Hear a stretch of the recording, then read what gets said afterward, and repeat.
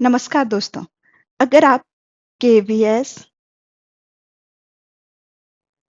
NVS and EMRS tier 2 result का इंतजार कर रहे हैं, तो यह वीडियो आपके लिए बहुत इम्पोर्टेंट होने वाला है, क्योंकि अब सिर्फ रिजल्ट का इंतजार करना काफ़ी नहीं है।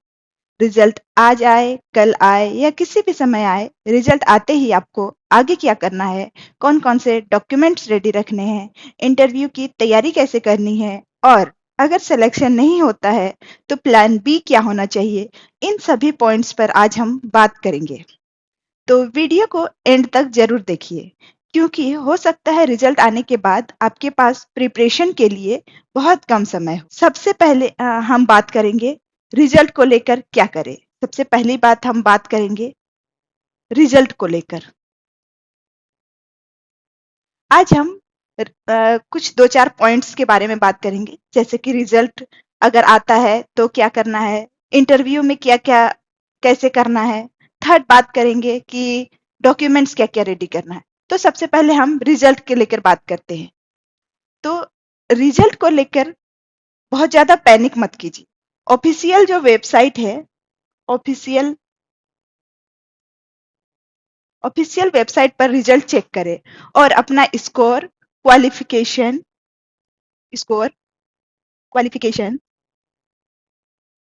केयरफुली वेरीफाई करें। अगर आपका नाम या रोल नंबर शॉर्ट लिस्ट में होता है तो कॉन्ग्रेचुलेशंस, लेकिन याद रखिए टीयर 2 क्लियर होना फाइनल सिलेक्शन की गारंटी नहीं है। आगे की सिलेक्शन प्रोसेस में जो भी स्टेज लागू होती है उनके लिए तैयार रहना जरूरी है। और अगर रिजल्ट अभी नहीं आया है तो सिर्फ रिजल्ट रिफ्रेश करने में पूरा दिन वेस्ट मत कीजिए। आज से ही इंटरव्यू और आगे की प्रोसेस की तैयारी शुरू कर दीजिए। दूसरा है रिजल्ट के बाद क्या करना है। सेकंड है कि रिजल्ट अगर आ जाता है, रिजल्ट के बाद क्या करना है। रिजल्ट आने के सबसे पहले 5 काम करें। नंबर 1 पे है कि अपना रिजल्ट और स्कोर कार्ड को डाउनलोड कर लीजिए। ये जो रिजल्ट है और स्कोर कार्ड डाउनलोड करके सुरक्षित रखें। दूसरा है कि ऑफिशियल नोटिफिकेशन और आगे की प्रोसेस को ध्यान से पढ़ें। अगर रिजल्ट आता है तो साथ में ही वे एक नोटिफिकेशन जारी करेंगे। तो आपको क्या करना है, उस नोटिफिकेशन को ध्यान से पढ़ना है कि आगे का प्रोसेस क्या होगा। नंबर 3 पे हमें करना है इंटरव्यू या अगले स्टेज की एक्सपेक्टेड डेट और इंस्ट्रक्शन पर नजर रखें। इंटरव्यू का डेट पर नजर रखना होगा। नंबर 4 पे हमें करना है ओरिजिनल डॉक्यूमेंट्स और सर्टिफिकेट्स को एक जगह कलेक्ट करना होगा। ओरिजिनल डॉक्यूमेंट्स एंड सर्टिफिकेट को एक जगह कलेक्ट करके रखना है। नंबर 5 है जिस सब्जेक्ट या पोस्ट के लिए आपने अप्लाई किया है उसकी इंटरव्यू प्रिपरेशन तुरंत शुरू कर दें। इंटरव्यू प्रिपरेशन तुरंत स्टार्ट कर दें, क्योंकि रिजल्ट आने के बाद प्रिपरेशन शुरू करने वाले कैंडिडेट और रिजल्ट से पहले प्रिपरेशन शुरू करने वाले कैंडिडेट में बहुत बड़ा डिफरेंस हो सकता है। अब नंबर तीसरा पे है कि डॉक्यूमेंट्स कौन-कौन से रेडी रखें। अब सबसे इम्पोर्टेंट पॉइंट्स है डॉक्यूमेंट्स। रिजल्ट आ जाता है तो हमें डॉक्यूमेंट्स रेडी रखने होते हैं। तो आप अपने डॉक्यूमेंट्स की एक प्रॉपर फाइल अभी से तैयार रखिए। इसमें सामान्यतः ये डॉक्यूमेंट्स रेडी होने चाहिए जो मैं अभी लिस्ट नीचे लिख रही हूँ। वो सारे डॉक्यूमेंट्स उस फाइल में होने चाहिए। नंबर 1 पे है 10th सर्टिफिकेट या मार्कशीट। उस पे आपका डेट ऑफ बर्थ का प्रूफ प्रॉपर होना चाहिए। डेट ऑफ बर्थ प्रूफ होना चाहिए। दूसरे पे है 12th मार्कशीट और सर्टिफिकेट। थर्ड है ग्रेजुएशन की मार्कशीट और डिग्री। ग्रेजुएशन की यहाँ पे मार्कशीट भी चाहिए और डिग्री भी चाहिए। अगर किसी के पास डिग्री अभी अगर नहीं मिला है आपके कॉलेज से, तो आप प्रोविजनल से भी वहाँ दिखा सकते हैं। लेकिन आप कोशिश करें कि आपका जो डिग्री है, वो आप अपने कॉलेज से ले लें। क्योंकि इंटरव्यू के टाइम वो जो पैनल होते हैं, वो आपको डिग्री माँगेंगे। उसके बाद 4th पे है, अगर आपने पीजीटी में अप्लाई किया है, तो पोस्ट ग्रेजुएट के भी आपको डिग्री और मार्कशीट चाहिए। उसके बाद आपने जो बीएड किया है, किसी ने बीएड किया है, किसी ने डीएलएड किया है, तो वो उसका भी डिग्री और मार्कशीट आपको अपने जो फाइल है उस पे रखना होगा। उसके बाद 6 नंबर पे है सीटेट सर्टिफिकेट। जिन्होंने भी टीजीटी के लिए अप्लाई किया है, उसे सीटेट सर्टिफिकेट वहाँ पे ज़रूरत पड़ेगी। तो आप अपने सीटेट का जो सर्टिफिकेट है या स्कोर कार्ड है, उसे भी अपने फाइल में डाल लें। ये जो सीटेट का सर्टिफिकेट या मार्कशीट है, ये आपको डिजी लॉकर में मिल जाएगा। 7th पे है एक्सपीरियंस सर्टिफिकेट। अगर आपने पहले कहीं पढ़ाया हो, कोई कॉन्ट्रेक्चुअल बेसिस पे या कहीं गवर्नमेंट जॉब में कुछ भी आपने किया है, तो वो एक्सपीरियंस सर्टिफिकेट आपको यहाँ पर लगाना होगा। उसके बाद है एक वैलिड आईडी प्रूफ चाहिए, वैलिड फोटो आईडी प्रूफ, जिसमें आपका नेम, एड्रेस प्रॉपर दिखे, उसमें कोई गलती नहीं होना चाहिए। अगर किसी के नाम या फादर के नाम या मदर के नाम किसी में भी कोई गलती है, तो एक आप एफिडेविट लिखवा ले, जो आप अपने साथ इंटरव्यू में लेके जाए। उसके बाद हमें चाहिए passport size photo, passport size photographs. आप अपने साथ 3-4 पासपोर्ट साइज फोटोग्राफ लेके चले। उसके बाद जो है, हमें एडमिट कार्ड चाहिए। उसके बाद एप्लीकेशन फॉर्म की कॉपी,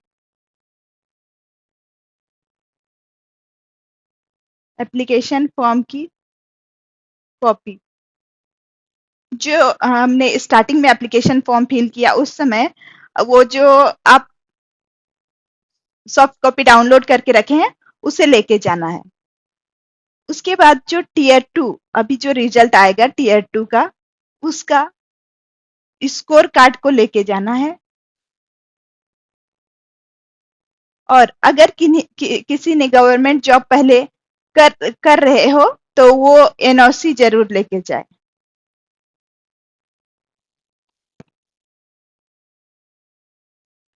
और सबसे जरूरी बात है, आप जिस रिक्वायरमेंट नोटिफिकेशन में अप्लाई कर रहे हैं, उसमें मांगे गए डॉक्यूमेंट्स की लिस्ट से अपने फाइल को एक एक करके क्रॉस चेक जरूर करें। ओरिजिनल डॉक्यूमेंट के साथ साथ सेल्फ अटेस्टेड फोटोकॉपीज और स्कैन पीडीएफ कॉपीज भी रेडी रखें।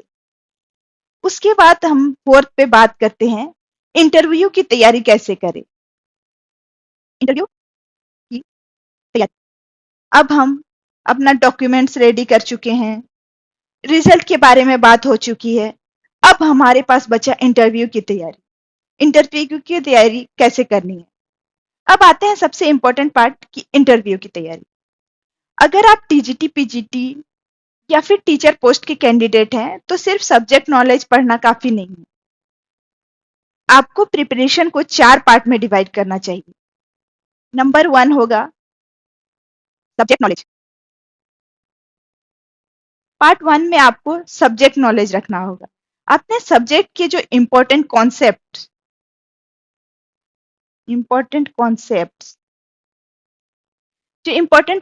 हैं, उसको बार बार रिवाइज करें। अगर आप मैथ्स के कैंडिडेट हैं, तो एल्जेब्रा,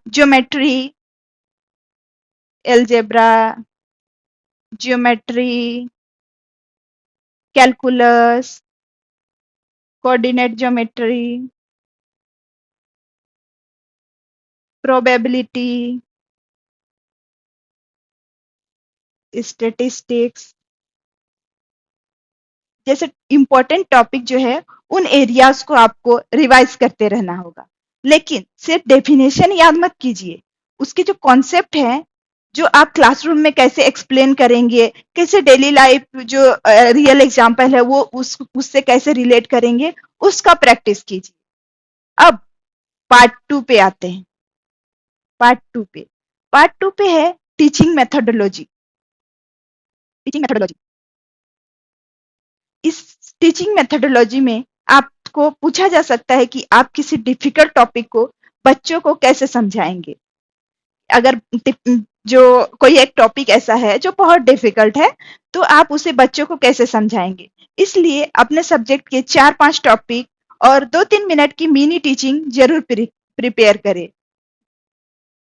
जिसे डेमो टीचिंग भी कह सकते हैं। डेमो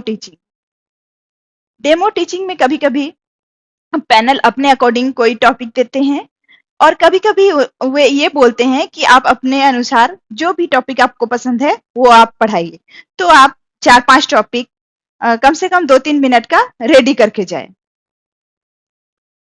इसके बाद पार्ट 3 में आते हैं। पार्ट 3 में pedagogy plus education, teaching aptitude, child development, inclusive education, assessment, classroom management, competency based education और एनईपी जैसे एरियाज को रिवाइज कीजिए। क्योंकि ये तो हम पढ़ चुके हैं जब हम टीयर 1 दिए हैं, लेकिन इसी इसी पे वो फिर से क्वेश्चन पूछ सकते हैं, जैसे एनईपी 2020। क्योंकि जो एनईपी 2020 है उस पर बहुत ज्यादा फोकस किया गया है, तो उसके जैसे टर्म है कंस्ट्रक्टिविस्ट, मल्टीडिसिप्लिनरी, होलिस्टिक डेवलपमेंट, इन सारे जो टर्म है, असेसमेंट, वो सबको आपको ध्यान पे रखना होगा। एनईपी 2020 है, इसको आपको अच्छे से रिवाइज करके जाना होगा। पार्ट 4 पे है पर्सनल इंटरव्यू। पर्सनल इंटरव्यू में अपने बारे में बातें की जाती है, तो इसमें अपने बारे में जो भी क्वेश्चन है उसकी प्रैक्टिस करें। जैसे कि टेल मी अबाउट योरसेल्फ,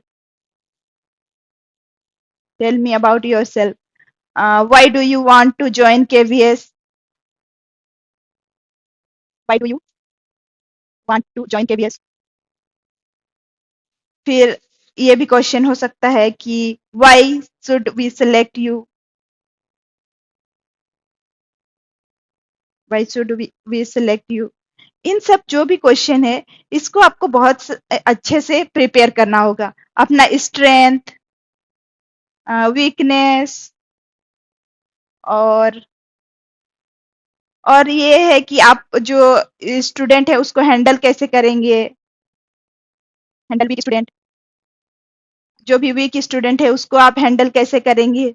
और ये भी पूछा जा सकता है कि आपका एक सब्जेक्ट मैथमेटिक्स है, और मैथमेटिक्स तो कॉम्प्लेक्स एब्स्ट्रैक्ट चीज होती है, तो उसको आप बच्चों को कैसे बताएंगे। इसमें तो बहुत ज्यादा कॉन्क्रीट, क्योंकि नंबर्स है, और नंबर्स तो अपने आप में एब्स्ट्रैक्ट होता है, तो इससे आप बच्चों को कैसे कनेक्ट करेंगे, इस टाइप के क्वेश्चन आपसे पूछे जा सकते हैं। और सबसे इंपॉर्टेंट चीज है कि मॉक इंटरव्यू की जो है प्रैक्टिस करते रहे, कहीं से भी करें। आप मिरर के आगे भी प्रैक्टिस कर सकते हैं, या फिर अपने दोस्तों के साथ ग्रुप बना के कर सकते हैं, या फिर घर में जो भी है उनके साथ आप कर सकते हैं। घर में किसी को आप बोल सकते हैं कि हमसे क्वेश्चन कीजिए, या फिर आप कोई ऑफलाइन क्लास अगर है तो वो भी ज्वाइन कर सकते हैं। इससे क्या होगा कि आपका जो कॉन्फिडेंस है वो बूस्ट होगा। आप मोबाइल कैमरा ऑन करके भी अपना इंटरव्यू रिकॉर्ड कर सकते हैं।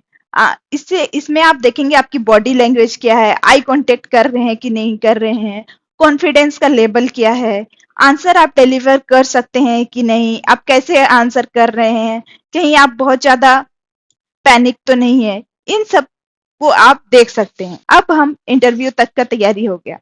अब हम बात कर चुके हैं अगर किसी का रिजल्ट आ जाता है नाम, तो वो क्या क्या करे। अब हमारे पास एक और चीज बचा हुआ है, हम एक और टॉपिक पे बात करेंगे। वो टॉपिक है कि अगर किसी का सिलेक्शन अगर नहीं होता है, तो उसके लिए प्लान बी क्या होना चाहिए।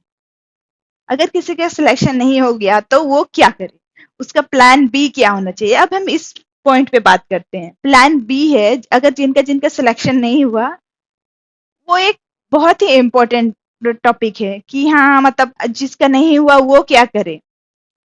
अगर इस बार आपका सिलेक्शन नहीं होता है तो इसका मतलब आपका करियर खत्म नहीं होता है।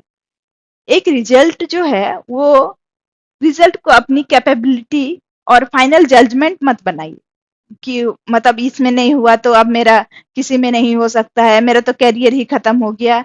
ऐसा कोई जजमेंट मत दीजिए अपने आप के लिए। सबसे पहले क्या कीजिए कि एनालिसिस कीजिए कि जो टीयर 2 है उसमें मार्क्स कम क्यों आए हैं। क्या मेरा सब्जेक्ट नॉलेज, मार्क्स कम क्यों आए। सेकेंड कि मेरा क्या सब्जेक्ट नॉलेज वीक था, सब्जेक्ट नॉलेज वीक था। और थर्ड है कि क्या मेरे टाइम मैनेजमेंट में प्रॉब्लम थी, टाइम मैनेजमेंट में प्रॉब्लम थी, या फिर एक्यूरेसी कम था। इन सारे पॉइंट पर आप एनालिसिस कीजिए इस बार टीयर 2 में सिलेक्शन क्यों नहीं हुआ, या फिर मेरी जो मार्क्स है वो कट ऑफ से थोड़ा कम रह गई, या जो है प्रिपरेशन स्ट्रेटेजी में कमी थी। इसके बाद वीकनेस पर काम करें। आपका प्लान बी क्या हो सकता है। प्लान बी का मतलब है प्रिपरेशन को छोड़ देना नहीं है। प्लान बी का मतलब है कि आगे क्या करना है।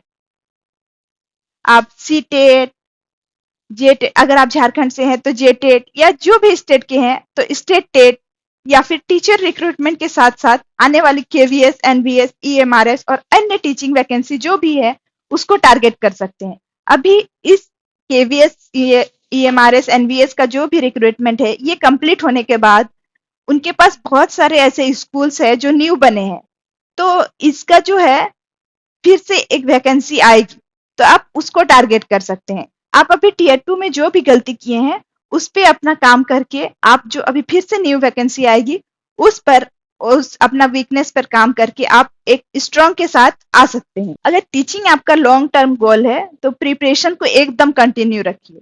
और अगर फाइनेंशियल स्टेबिलिटी भी चाहिए तो टीचिंग के साथ साथ online teaching, tutoring, educational content creation या अन्य स्किल बेस्ड अपॉर्चुनिटी को बैकअप के रूप में एक्सप्लोर किया जा सकता है। तो हमारा प्लान बी क्या होना चाहिए इसके बारे में भी हम बात कर चुके हैं। अब हमारे पास इस जो वीडियो है इसको कंक्लूड करने का टाइम आ गया। हमारे पास जो भी टॉपिक था रिजल्ट को लेकर, डॉक्यूमेंट्स क्या क्या होना चाहिए, इंटरव्यू में इंटरव्यू की तैयारी कैसे करें, अगर सिलेक्शन नहीं होता है तो प्लान बी क्या होना चाहिए, इन सब के बारे में हम बात कर चुके हैं। तो दोस्तों, मेरा आपसे बस इतना कहना है, रिजल्ट का इंतजार कीजिए लेकिन जो प्रिपरेशन है उसका इंतजार नहीं कीजिए। रिजल्ट अगर आपके फेवर में आता है तो आपको तुरंत नेक्स्ट स्टेज के लिए रेडी रहना है, और रिजल्ट फेवर में नहीं आता है तो एनालिसिस करके अगले अपॉर्चुनिटी के लिए पहले से ज्यादा मजबूत होके वापस आना होगा। एक रिजल्ट आपकी पूरी जर्नी नहीं डिसाइड करेगी।